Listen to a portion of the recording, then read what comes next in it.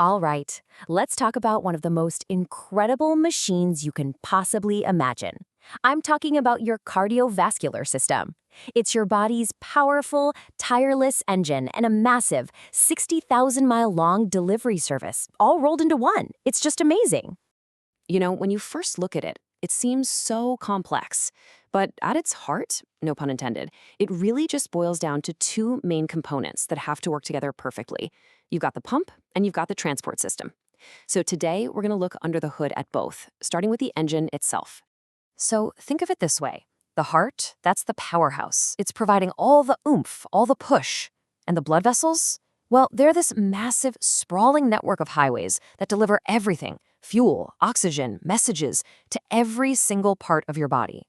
Okay, so first up, let's pop the hood and look at that engine, the heart. The really cool thing is it's not just a single pump. Oh no, it's a brilliantly designed double pump with a super clever 4-chamber design. Let's see exactly how that works. The best way to think about this is like a gas station for your blood. Seriously, the right side is the return lane. It's where all the used up blood comes back, its oxygen tank totally empty. The left side? That's the full service lane. It pumps out fresh, fully oxygenated blood, a full tank ready to power the rest of the body.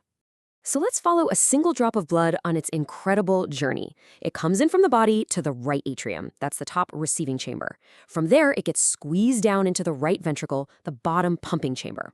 Then, and this is so important, it shoots off to the lungs for a pit stop to get a full oxygen refill.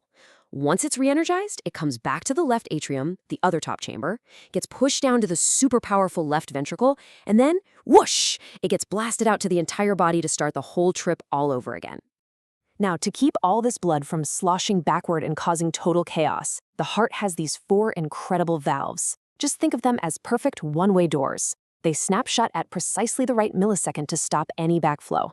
It's a flawless traffic control system, making sure everything keeps moving forward. And what's doing all that powerful squeezing? It's this amazing layer of muscle called the myocardium. And this is where the design gets so smart. On the inside, the muscle wall is actually rougher where the blood flows in, which helps to slow it down gently. But it's super smooth where the blood flows out, creating a slick surface to help launch it with maximum speed and force. How cool is that? All right, here's a question that might make you scratch your head a bit. If the heart is constantly filled with blood, why on earth does it need its own separate blood supply? Let's figure out why this VIP treatment is absolutely essential. Well, the answer is simple. The heart is by far the hardest working muscle in your body, and because of that, it needs a ton of oxygen. It can't just absorb what it needs from the blood passing through, so it has its own personal fuel lines, the coronary arteries. And they branch right off the main artery, the aorta, at the very beginning. This ensures the engine always gets the freshest, most oxygen-rich fuel first. Now, you'd probably assume that something this fundamental, this important, would be wired exactly the same way in every single person, right? Well, you'd be wrong. This is where human anatomy gets really, really interesting. It turns out, for most of us, we're talking about 70% of people, the right coronary artery is the main player. We call it right dominant. It supplies a bigger chunk of the heart muscle. But look at this. For about 15% of people, it's the left artery that does the heavy lifting. And for another 15%, they're co-dominant, meaning both arteries share the job pretty much equally. All of these are completely normal variations. Okay, this next part is absolutely critical to understand.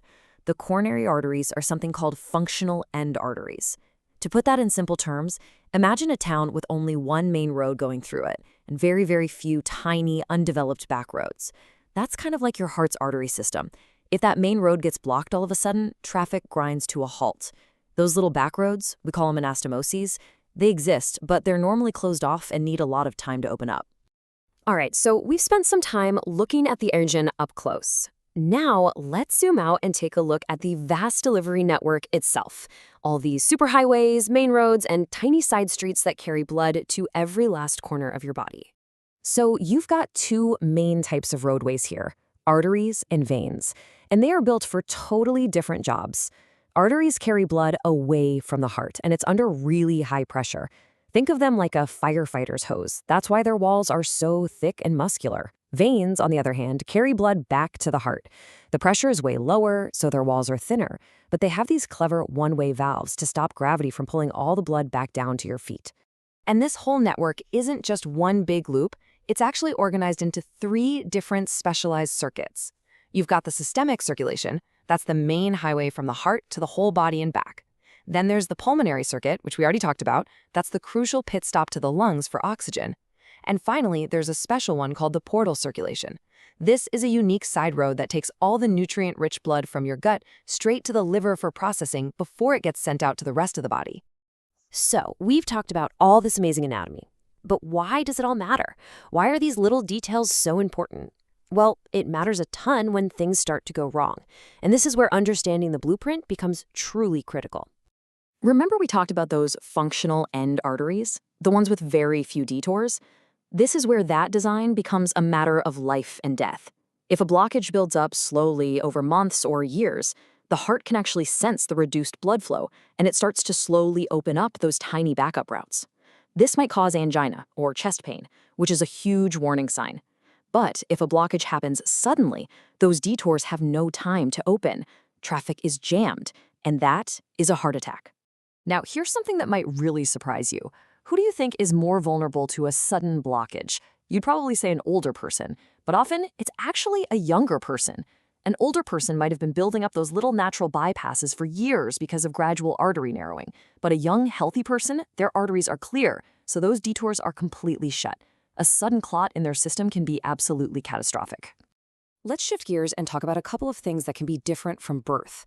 First up is something called an atrial septal defect, or ASD. It's basically a hole between the 2 top chambers. This can sometimes lead to something called cyanosis, which is a bluish tint to the skin. And here's why. Normally, the pressure is pretty even on both sides. But if you strain, like when a baby cries really hard, the pressure on the right side can spike, forcing that deoxygenated blue blood through the hole and mixing it with the good oxygenated blood. That's what you see. Now let's compare that to a VSD, which is a hole between the bottom chambers. This is actually the single most common congenital heart defect out there. But here's the difference. It doesn't cause cyanosis. And why not? Because that left ventricle is an absolute powerhouse. The pressure it generates is always way higher than the right side.